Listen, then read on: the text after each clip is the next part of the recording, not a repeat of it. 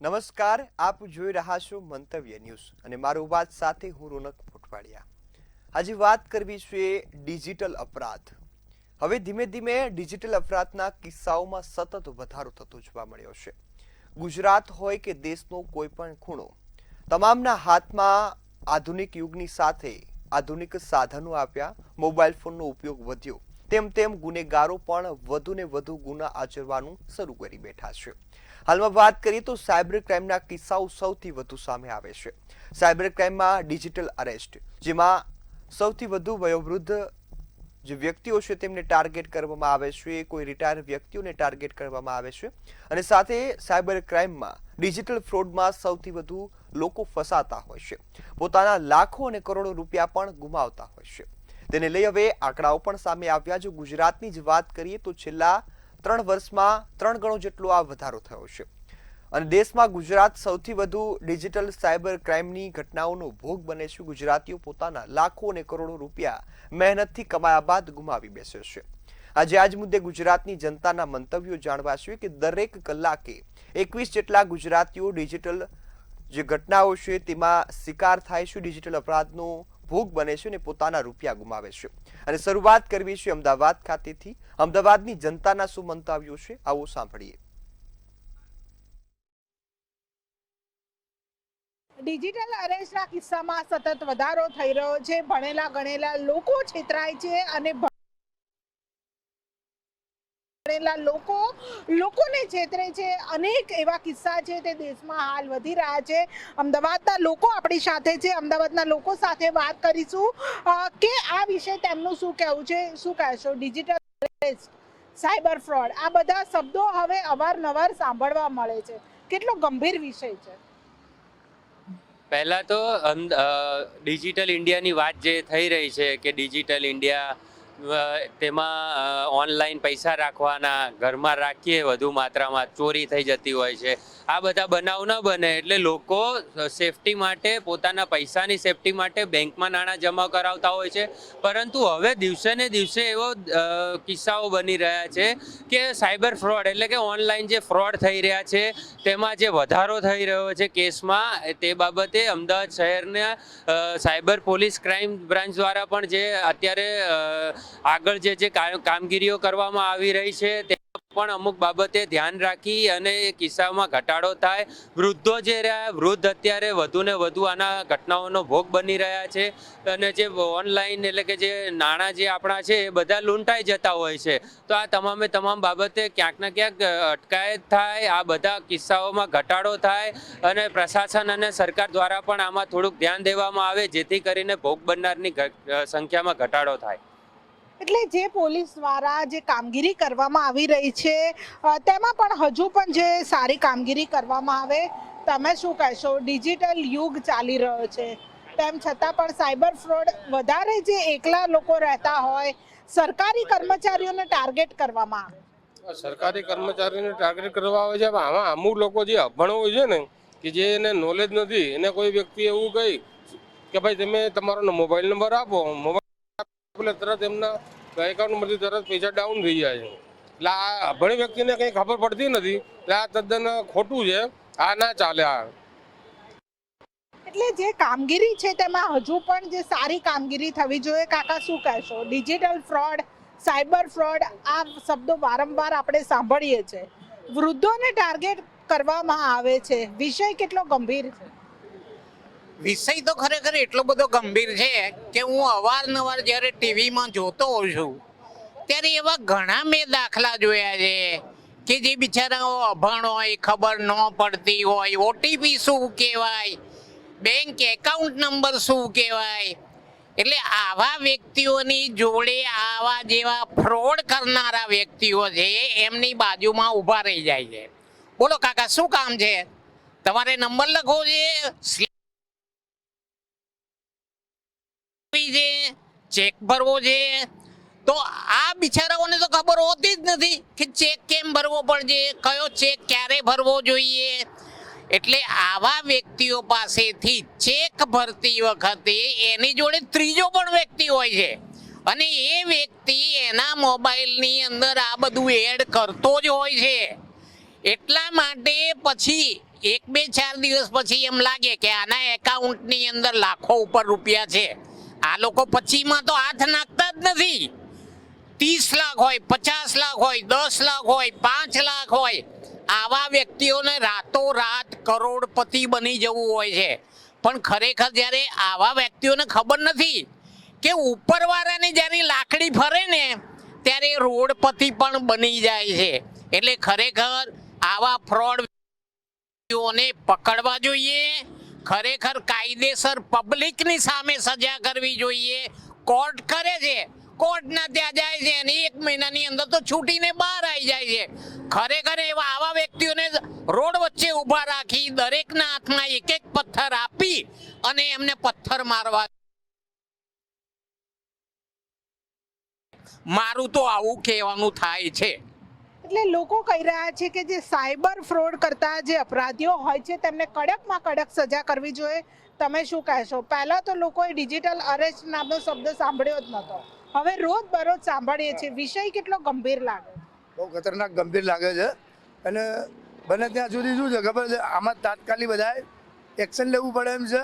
સાહેબને અમે રજૂઆત કરી છે. આ ભાજપની સરકારની અંદર આવું બધું થઈ રહ્યું છે, આ ખોટું થઈ રહ્યું છે ભાજપની સરકારની અંદર.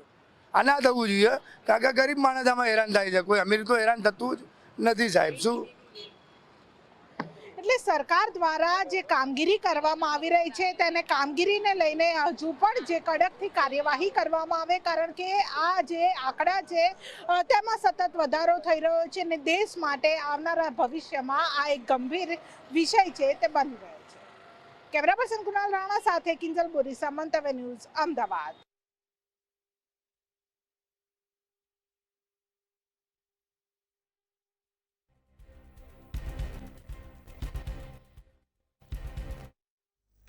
ત્યારે ગુજરાતમાં સતત જે સાયબર ક્રાઇમની ઘટનાઓ વધી રહી છે તેને લઈ લોકોમાં પણ હવે ડર ફેલાયો છે. ત્યારે હવે આ જ મુદ્દે રાજકોટની જનતાના પણ મંતવ્યો જાણીશું.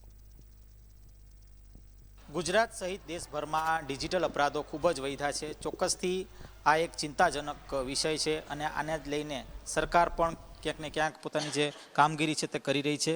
આપણી સાથે યુવાનો જોડાણા છે, એમની સાથે વાત કરીશું અને આ સાથે જે અપરાધ જે રીતના વધી રહ્યા છે તેના ઉપર કહી શકાય કે અંકુશ આવવો જોઈએ એ પ્રકારની પ્રતિક્રિયાઓ મળી રહી છે.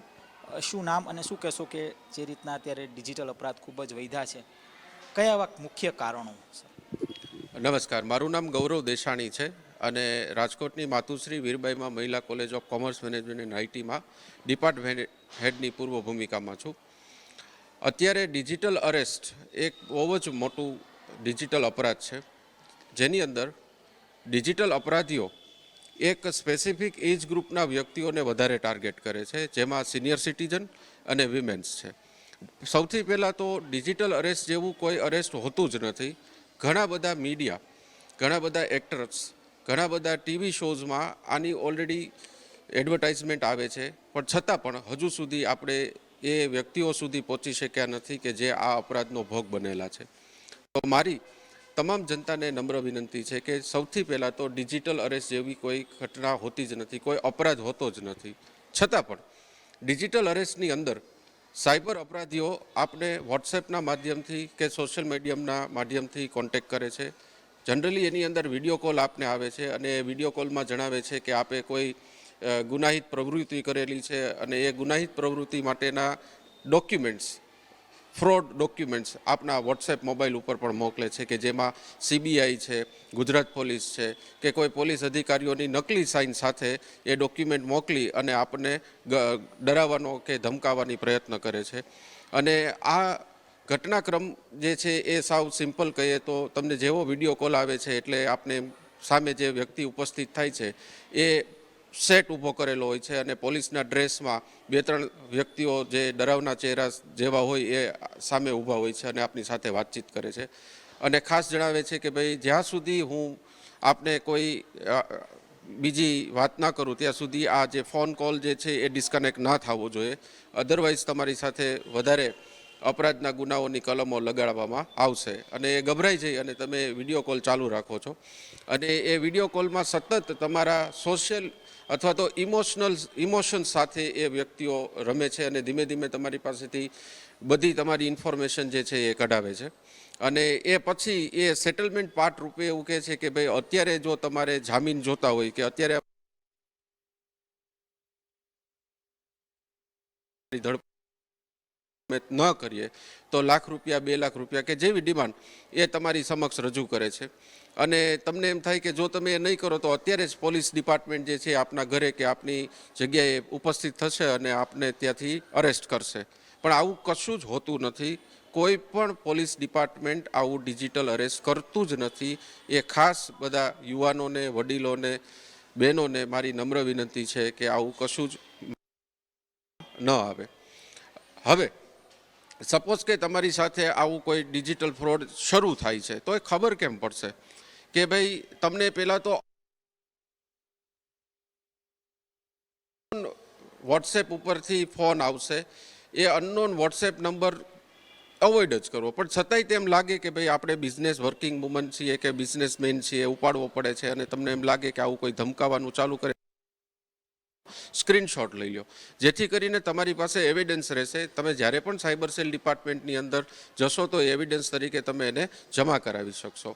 અને ખાસ કોઈ પણ એના તાબે ન થતાં એ કોલને રેકોર્ડ કરી અને બધા જ એવિડન્સ સાથે cybercrime.gov.in ઉપર અથવા તો 1930 ઉપર કમ્પ્લેન કરો અથવા તો નજીકના પોલીસ સ્ટેશન ઉપર જઈ અને આપની કમ્પ્લેન નોંધાવી શકો છો. આભાર. તમે શું કહેશો? શું નામ તમારું? મારું નામ નડિયાપરા હિરલ છે. હું MVM કોલેજની સ્ટુડન્ટ છું.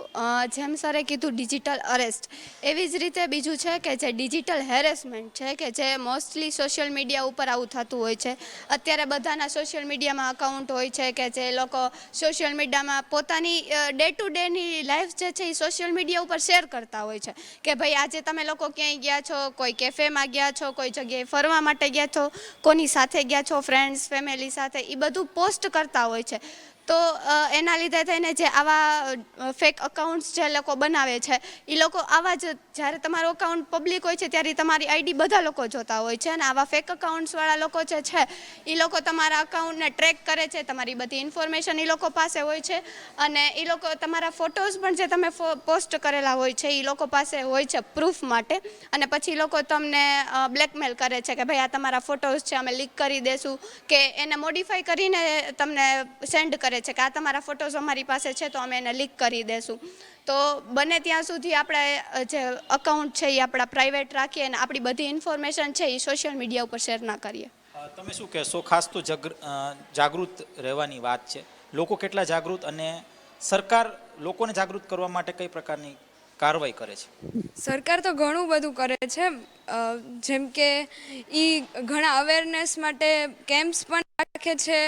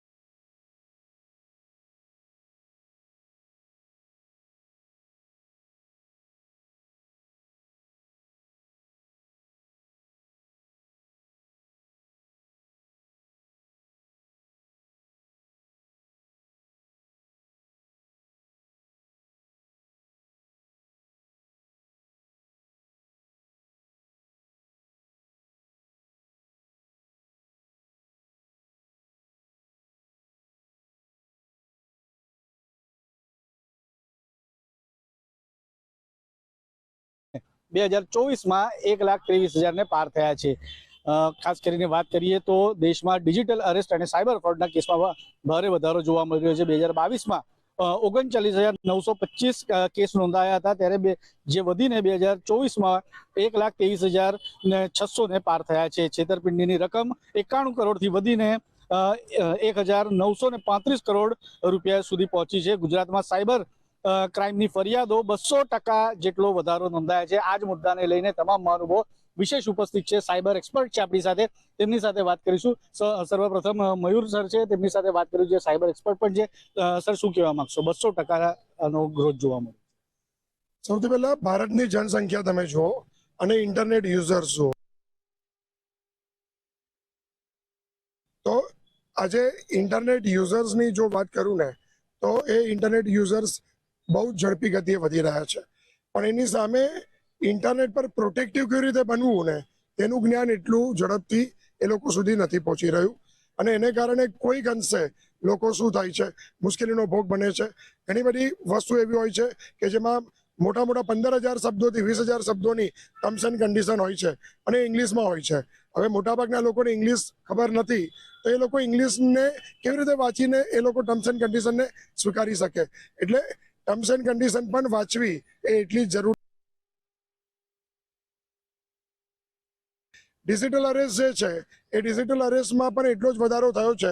હું મંતવ્ય ન્યૂઝના માધ્યમથી હું એવું કહીશ, ડિજિટલ અરેસ્ટ એટલે શું, હું એક શાયરીના માધ્યમથી હું લોકોને જણાવવા માંગુ છું. પહેલો મુદ્દો કે ડિજિટલ અરેસ્ટ નામનું એવું કોઈ ઘટક ભારતીય સંવિધાનમાં છે જ નહીં. અટક એટલે શું, પોલીસ તમારી પાસે આવે, કાગળ આપે, તમારા રિલેટિવ્સને ફોન કરે અને તમને જપ્તામાં લે, એને અરેસ્ટ કહેવાય.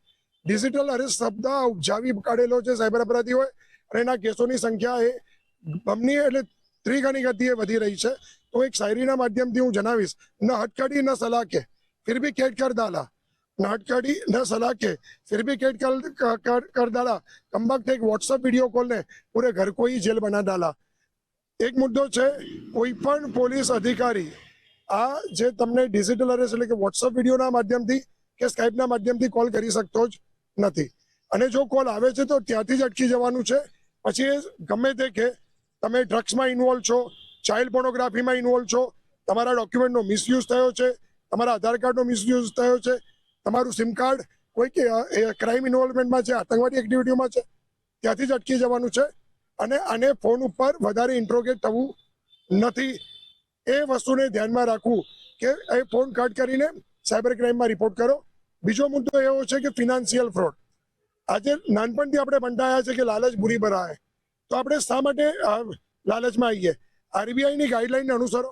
જ્યારે 15% ઉપર વધારે તમને કોઈ પણ જગ્યા પરથી રિટર્ન મળવાનું નથી, તો તમે શા માટે અનનેસેસરીલી આવી જે લોભામની લાલચ છે તેમાં ફસાવો છો? સાયબર અપરાધીઓ હવે સ્માર્ટ થયા છે. ફરિયાદો વધી તેનું 2 કારણ છે. પહેલો મુદ્દો, લોકોમાં અવેરનેસ આવી એટલે ફરિયાદ કરે છે. અને નંબર 2, બીજો મુદ્દો એ છે કે સાયબર અપરાધીઓ પણ એટલા સ્માર્ટ બને છે, એમની મોડસ ઓપરેન્ડી સતત બદલે છે. પહેલા એવો મુદ્દો હતો કે સાયબર અપરાધીઓ તમારા ખાતામાંથી પૈસા લઈ લેતા અને તમને બ્લોક કરતા. પરંતુ હવે જે સાયબર અપરાધીઓ છે તમારા ખાતામાં રૂપિયા જમા કરાવે છે, તમારો વિશ્વાસ જીતે છે, એટલે તમને એવું લાગે કે તમને પૈસા મળવાના છે. અને બીજું, તમને જે ગ્રુપમાં એડ કરવામાં આવે છે એમાં 50 જણ એમના જ હોય છે કે જે એવું કહે છે મને 2 લાખ મળ્યા, 5 લાખ મળ્યા, એટલે આપણી અંદરની લાલચ જાગૃત થાય છે. મહેરબાની કરીને આવા સ્કેમથી ઓળખો. આ તમને ફસાવવા માટેની આ એમની ટ્રેપ છે. અને જ્યારે 15% કરતાં કોઈ પણ વધારે તમને લાલચ આપવાનો પ્રયત્ન કરે તો ત્યાંથી જ અટકી જવાનું છે. અને સાયબર હાઇજીનના સિદ્ધાંતોનું જેટલું પાલન કરીશું અને લોકોની અંદર જાગૃતતા લાવીશું, હું મંતવ્ય ન્યૂઝનો પણ આભાર માનું છું કે આ મુહિમને તમે લોક ચળવળ બનાવ્યો છો અને લોકો સુધી પહોંચાડો છો. અને હું આપણને પણ દર્શકોને પણ વિનંતી કરું છું કે આ ન્યૂઝને લોકો સુધી મેક્સિમમ સુધી પહોંચાડો. સાયબર ક્રાઇમને ડામવું હશે ને તો એક જ હથિયાર છે, સાયબર અવેરનેસ. અને એ અવેરનેસ હશે ને તો લોકો ક્યારે પણ મુશ્કેલીનો ભોગ નહીં બને. પરંતુ લોકોને એમની ભાષામાં સમજાવવાની અત્યંત જરૂર છે. જી, લોકોને એમની ભાષામાં સમજાવવાની અત્યંત જરૂર છે. આપણી સાથે બીજા સાયબર એક્સપર્ટ છે. હાર્દિકભાઈ, શું કહેવા માંગશો? કારણ કે જે પ્રમાણે જે ક્રાઇમનો જે રેશિયો વધી રહ્યો છે, ડિજિટલ અરેસ્ટની ખાસ કરીને વાત કરીએ, કે ફાઇનાન્શિયલ ફ્રોડની આપણે વાત કરીએ, તો જે વૃદ્ધો છે, સાથે સિનિયર સિટીઝન સાથે આપણે વાત કરીએ, સાથે જે પેન્શનર છે તેમને સ્પેશિયલી ટાર્ગેટ કરવામાં આવે, આપ કેવી રીતે જોઈએ? આની અંદર હું ઘણા બધા ટેકનિકલ પોઈન્ટ જે ડેલી બેઝિસ પર અમારી સામે આવતા હોય છે એની પર હું થોડુંક આપના માધ્યમથી કહેવા માંગીશ પબ્લિકને. ફર્સ્ટ ઓફ ઓલ, આજે જ સુપ્રીમ કોર્ટનું વર્ડિક્ટ હતું કે 50,000 કરોડ પ્લસના જે સાયબર ફ્રોડને જોઈને સુપ્રીમ કોર્ટનું એક આકરું વલણ હતું. આરબીઆઈને પણ કડક નિર્દેશ આપવામાં આવ્યા. આપણે જો જોવા જઈએ ને તો આપણા ભારતનું જે હેલ્થનું બજેટ છે ને એના 50% તો સાયબર ક્રાઇમ ફ્રોડ થઈ ગયું છે. 50,000 કરોડ એટલે બહુ ગંભીર વિષય છે. સાયબર ક્રાઇમનું મૂળ જે છે એના 3 પાયા છે: ડર, લાલચ અને આળસ. પહેલું જેમ આગળના આપણા સાયબર એક્સપર્ટે કીધું, બહુ સરસ વાત કીધી કે ડરના કારણે કે બિનજરૂરી આપણે ફિયર આપણામાં ક્રિએટ કરવામાં આવે છે. સાયબર ક્રિમિનલને ખબર છે કે આ ડર ક્રિએટ કરીશું તો જલ્દી પૈસા આવશે, એને અવોઇડ કરી. લાલચ, આ બહુ મોટો ફેક્ટર છે. જ્યારે અત્યારે આજના ટ્રેન્ડિંગમાં હું તમને કહેવા માંગીશ, ખાસ કરીને આપના માધ્યમથી, ફેસબુક અને ગૂગલ પર ફેક રિવ્યુઝનો જમાવડો છે. આ બધું જ એક પ્રસ્થાપિત પેનલ્સ દ્વારા જનરેટ કરવામાં આવે છે. ફેક રિવ્યુઝ અને જે ફેક કોમેન્ટ્સ પણ ઇવન જે છે, આપણે કોમેન્ટ્સને જોઈને આપણે આકર્ષાઈ જઈએ છે, ઓહો આના કેટલા ફેવરમાં કે છે. આ બધું 1-2 રૂપિયામાં વેચાતું છે. તો આવી જે ફેક કોમેન્ટ્સ અને રિવ્યુઝ છે એના પર આકર્ષાઈ જઈને અમારા કેટલાક પરિચિત છે જે ફોરેન રહે છે, એ લોકો ઓનલાઈનથી હોટલ બુકિંગ કરાવે છે. અને આ બધાની પાછળ એક મેઇન જે રોલ પ્લે કરે છે, મ્યુલ એકાઉન્ટ રોલ પ્લે કરે છે. બીકોઝ પોલીસની પણ કેટલીક મર્યાદાઓ છે. જ્યારે કોઈ એક સાયબર ક્રાઇમ, આ તો 50,000 કરોડ જે એની વાત થઈ, જે રિપોર્ટ થયા, જે રિપોર્ટ નથી થયા એનો આંકડો તો કેટલો મોટો હોઈ શકે છે. કેમ કે અમારી સામે ઘણા એવા કેસ આવ્યા હતા, જે વડોદરાની પ્રતિષ્ઠિત વ્યક્તિઓ છે, એમની સાથે 25 લાખ 50 લાખનું ફ્રોડ થઈ ગયું, પણ એ લોકો પોતાનું નામ પેપરમાં આવશે એટલા માટે ડરના કારણે, કદાચ સામાજિક વ્યવસ્થાના કારણે એ લોકોએ ફરિયાદ પણ નથી નોંધાવી. એટલે જ્યારે પણ તમારી સાથે આવું કંઈક બને છે ઘટના, તો એની ફરિયાદ નોંધાવી જ જોઈએ અવશ્યપણે. અને ખાસ કરીને આમાં બીજો એક પોઈન્ટ હું આપના માધ્યમથી સરકારશ્રીને પણ અપીલ કરવા માંગુ છું, જે બહુ મેજર રોલ પ્લે કરે છે. જ્યારે સાયબર ક્રાઇમ આખું જે ડિપાર્ટમેન્ટ છે એની અંદર જે ઓફિસર્સની નિયુક્તિ કરવામાં આવે છે, તો એવું ઘણી વખત અમારા ધ્યાન પર આવ્યું છે, જેની અંદર સાયબર ક્રાઇમને જ્યારે સુસંગતતા હોતી જ નથી એવા અધિકારીઓને જવાબદારી સોંપવામાં કમ અને આપવામાં આવી હોય છે. તો એ ફેક્ટર પર ધ્યાન આપવું જોઈએ. જે ટેકનોલોજીના નિષ્ણાત છે, કાં તો પછી જે નિષ્ણાતો છે એને એમ્પેનલ કરીને, હમણાં એક સાયબર ક્રાઇમની સરસ મજાની યોજના સાયબર વોલન્ટિયર એક્ટિવ છે પ્રેઝન્ટલી, પણ એનું ઇફેક્ટિવનેસ નથી. એનું કારણ શું છે? લાયઝનિંગની ગેપ. જ્યારે કોઈ વોલન્ટિયર કે કોઈ એક્સપર્ટ કોઈ ક્રાઇમનો રિપોર્ટ કરે છે, તો એ રિપોર્ટને કોઈ જગ્યાએ સ્ટોર કરવામાં આવે, એ રિપોર્ટ પર શું એક્શન લેવામાં આવે, એનું રેકોર્ડ મેન્ટેન થશે તો જ એ રિપોર્ટને સિરિયસલી લેવામાં આવશે. અધરવાઇઝ એ રિપોર્ટ કેટલીક વાર કોમ્પ્રોમાઇઝ થઈ જતો હોય છે. તો આપના માધ્યમથી હું સરકારશ્રીને પણ અપીલ કરવા માંગુ છું કે સાયબર વોલન્ટિયર, જે પ્રોફેશનલ્સની જો હેલ્પ લેવામાં નહીં આવે તો આ સાયબર ક્રાઇમને ડામવો અત્યંત મુશ્કેલ છે. એકલું પોલીસ ડિપાર્ટમેન્ટ કે એકલા ચુનંદા અધિકારીઓ આને સોલ્વ નહીં કરી શકે, કેમ કે એનું પ્રમાણ બહુ મોટું છે. અને એના ડામવા માટે ભારતની વસ્તી બહુ મેઇન ટાર્ગેટ છે સાયબર ક્રિમિનલ્સ. અત્યારે ચાઇનીઝ ગેંગ, તમે જો, આપના માધ્યમથી છેલ્લી વાત કરવા માંગીશ કે ગૂગલ પ્લે સ્ટોર પર આરબીઆઈને જે ફોલો જ નથી કરતી એવી કેટલીય લોન પ્રોવાઈડર કંપની જે 5,000નું લોન આપે છે, અઠવાડિયાની મુદત હોય છે અને 8,000 રૂપિયા વસૂલવામાં આવે, એટલે 3,000. એટલે આરબીઆઈના કોઈ નોર્મ્સ પાડવામાં નથી જતા, છતાં પણ એવી એપ્લિકેશન આજે બી તમે શોધશો તો અઢળક પ્રમાણમાં લાઈવ છે. તો એની પર કેમ કોઈ કડક પગલા ઓન ધ સ્પોટ નથી લેવાતા? કેમ કે આવી ફેક લોનના માધ્યમથી બહુ મોટું એક સ્કેન્ડલ ચાલી રહ્યું છે. તો આ બધા ઘણા બધા મુદ્દા છે, પણ આના માટે એક બહુ મહત્વની વાત, જેમ અમારા મિત્ર મયુર સરે જે વાત કરી, એમને કીધું કે અવેરનેસ એ જ આનો માત્ર ઉપાય છે. જાગૃતતા લાવવી જોઈએ અને સૌએ સાથે મળી આની સામે લડવું પડશે. સાથે મળીને લડવું પડશે. આપણી સાથે જયદ્રથસિંહ ઠાકોર છે, તે સામાજિક કાર્યકર છે. કેવી રીતે જુઓ છો તમે? અવેરનેસની જે વાત થઈ, એમાં સૌથી પહેલા જ્યારે પણ ફેસબુક, વોટ્સઅપ, ઇન્સ્ટાગ્રામ ઉપર તમને લોકોને કોઈ અનનોન લિંક મળે છે, જે લિંક વિશે તમને અવેરનેસ નથી કે તમે એમને જાણતા નથી, એવી લિંકોને તમે ક્લિક જ ના કરો. એવી લિંકોથી તમે દૂર રહો અને અજાણ્યા મેસેજીસ, અજાણ્યા વેબસાઇટ, અજાણ્યા ઇન્વાઇટ્સ, આ બધાથી દૂર રહો. હવે તો નવા મોબાઈલ એવા આવ્યા છે જેની અંદર આપણે જે આપણા મોબાઈલની અંદર જે નંબર સેવ હોય એનો જ નંબર રિસીવ કરીએ છીએ, અનનોન નંબર આપણે રિસીવ જ નથી કરતા. એટલે સૌથી પહેલી વાત એ છે કે અનનોન ટૂલ્સ છે, અનનોન લિંક છે, એનાથી દૂર રહો. એક વેબ સિરીઝ હતી નેટફ્લિક્સ પર, જમતારા નામ હતું એનું. એની અંદર ઘણું બધું બહુ સારું બતાવ્યું છે. પબ્લિક અવેરનેસની દ્રષ્ટિએ એને જુએ. પોલીસ મિત્રો જેટલું પણ કરી શકે છે એટલું કરતા જ હોય છે. પણ જે રીતે મિત્રોએ વાત કરી એવી રીતે સાયબર એક્સપર્ટ્સની બહુ મોટા પ્રમાણમાં જરૂર છે. ફેસબુક ઉપરથી ફોન વિડીયો કોલ્સ આવે છે, ઇન્સ્ટા પરથી આવે છે. તો બાળકોને કહેવા માંગીશ કે જ્યારે કોઈક તમને એવી રીતે બ્લેકમેલ કરે છે કે મેં તારો વિડીયો ઉતારી લીધો છે કે હું આ વિડીયોને વાયરલ કરીશ ને આ બધું, તો એમાં બીવું નહીં કે ગભરાવું નહીં. કારણ કે હવે આપણે આ સમાજમાં રહીએ છીએ અને આપણે આની સાથે જ જીવવાનું છે. અવેરનેસ હોવી જોઈએ અને unknown numbers, unknown calls, unknown લિંકને આપણે ટચ ના કરવું, એ જ આપણી એક નાગરિક તરીકેની જિમ્મેદારી છે. ચોક્કસથી એટલે જોવા જઈએ જે પ્રમાણે આધુનિક યુગ છે તો ચોરો છે અને જે દુતારો છે તેની આપણે વ્યાખ્યા અત્યારે જોઈ છે કે કારણ કે હવે ડિજિટલનો યુગ આવ્યો છે અને ચોરો પણ અત્યારે બદલાયા છે, પોતાની મોડસ ઓપરેન્ડી ચેન્જ કરીને હવે તેઓ ડિજિટલ પર આવ્યા છે. ડિજિટલ અરેસ્ટ છે, ફાઇનાન્શિયલ ફ્રોડ છે તેને આચરવાનું તેમને શરૂ કર્યું છે. તેનું પ્રમાણ વધ્યો છે. પણ એક વાત ચોક્કસ છે કે જે મહાનુભાવો છે તેમના દ્વારા પોતાનું મંતવ્ય રજૂ કરતા તેમને જણાવ્યું છે કે આનામાં સૌથી મોટો જે ભાગ ભજવશે તે અવેરનેસને છે. એટલે જેટલી હવે ડિજિટલ જે પ્રમાણે ફ્રોડ થઈ રહ્યા છે તેને અટકાવવા માટે તેમને ખૂબ જ મદદરૂપ રહેશે. કેમેરામેન કેતન શિંદે સાથે સત્યમ નેવાસકર, મંતવ્ય ન્યૂઝ, વડોદરા. તો હાલ મારો વાજમાં બસ આટલું જ. વધુ સમાચારોની અપડેટ માટે જોતા રહો મંતવ્ય ન્યૂઝ. નમસ્કાર.